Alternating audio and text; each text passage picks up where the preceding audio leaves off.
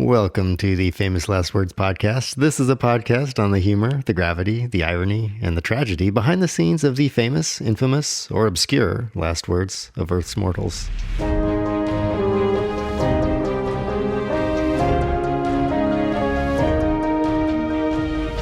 We find ourselves in Virginia on a Civil War battlefield mid-1864, and the Union troops led by General John Sedgwick, also known as Uncle John, are attempting to break through the Confederate lines and are in the process of setting up artillery while dodging enemy sniper fire. Get down! What? Men dodging this way for single bullets? What will you do when they open fire along the whole line? Please, Uncle John. Oh, come now, men. They couldn't hit an elephant at this distance.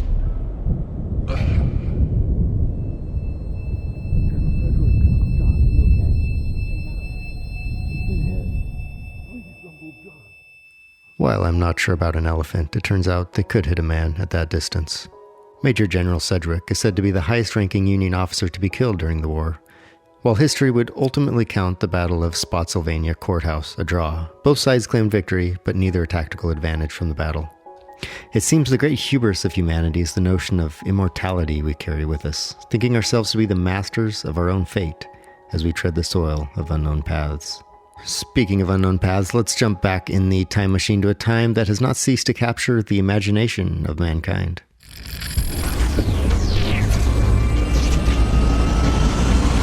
I would like to be the first, and honestly hopefully the last person throughout the course of your life to welcome you to the year AD 14. Here we find the founder and ruler of the Roman Empire addressing his subjects for the last time. I found Rome of clay. I leave it to you of marble. And a quick note, just because I think it's fascinating. While those are credited as Caesar Augustus's last words to his people, his actual last words spoken to his friends as he lay ill in his villa in Nola were these. Have I played my part well in the comedy of life? If so, clap your hands and dismiss me from the stage with applause. And shortly thereafter, the Senate declared that the dead man was a god. Caesar Augustus is known for his military might, institution building, lawmaking, and for transforming the struggling Roman Republic into an enduring empire that would last for over a century. And while I hope that you don't strive to be a Caesar, I ask you, what legacy are you building? What empire are you fashioning? Every new beat of your heart is one more sign that your purpose on earth is not yet complete. N.D. Wilson said that your heartbeats cannot be hoarded. Your reservoir of breaths is draining away. You have hands, blister them while you can. You have bones, make them strain. They can carry nothing in the grave. You have lungs, let them spill with laughter.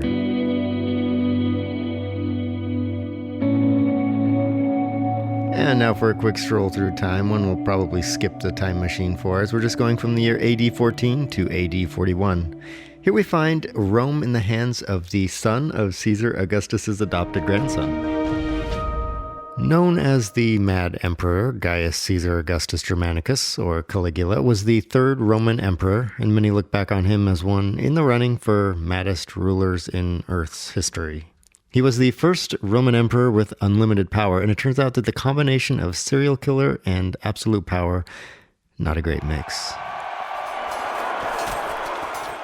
I just gotta jump in here. Sources are a bit sketchy on his 4-year reign and ultimate assassination, but according to the Roman historian Tacitus, he was ambushed by his guards after leaving a gladiatorial game.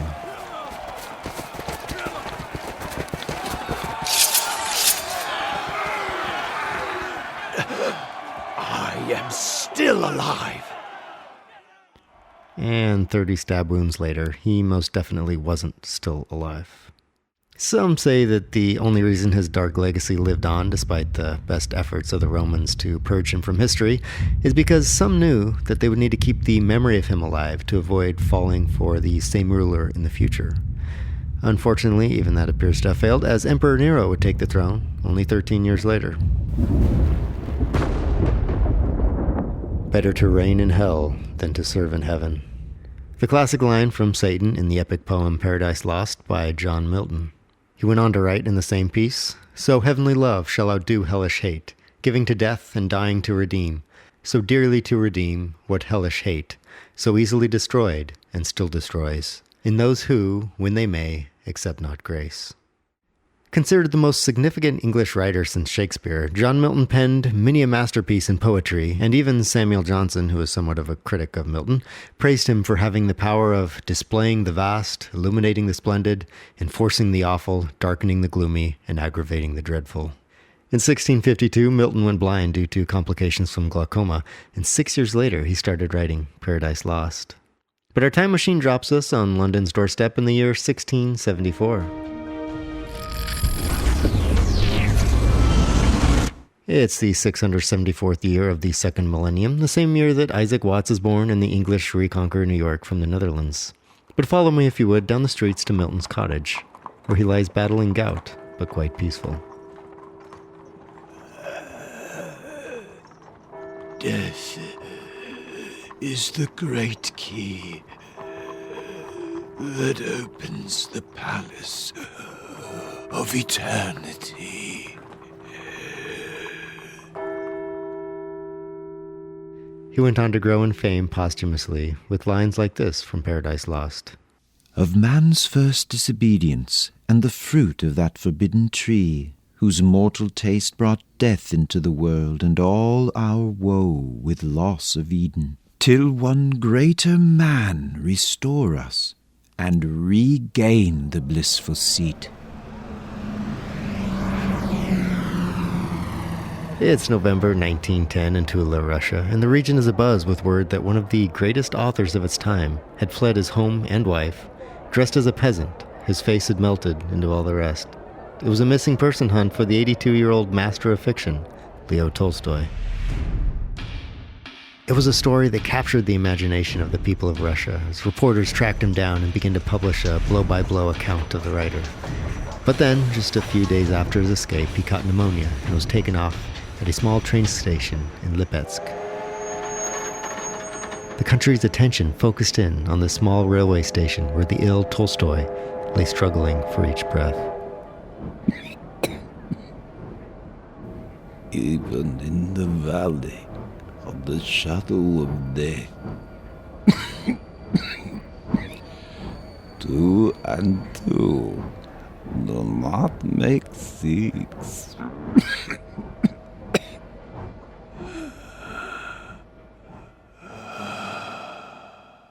Gandhi and Martin Luther King Jr. credit him as having a profound impact on their life, and no doubt they would be echoed by many others.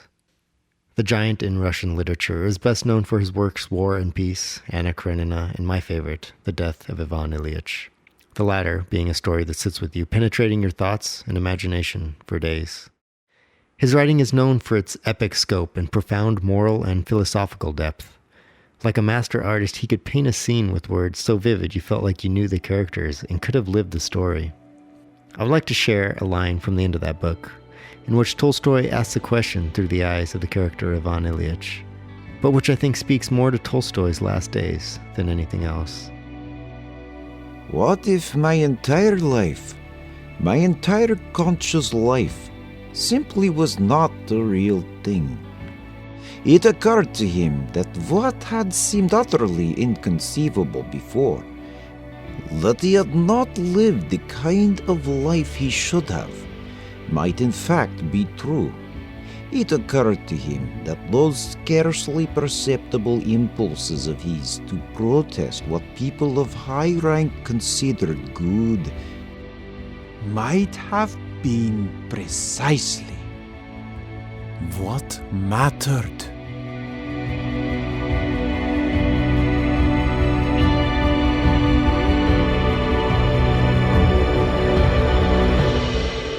Ivan Ilyich, in the ending pages of the novel, and with his final dying breaths, says these words, as hopeful as they are true.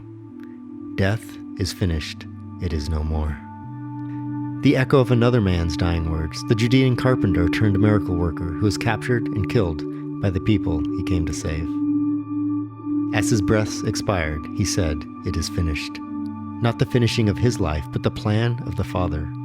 The end of death and the realization of God's plan to unite man to himself. The finality of the payment for sin, the sacrifice of a king on a cross.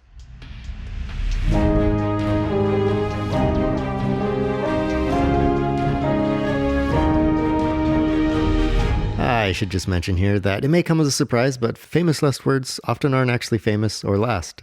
It turns out your famous last words are more defined by the popularity of the sentiment in the latter part of your life than to the finality or sometimes even accuracy thereof.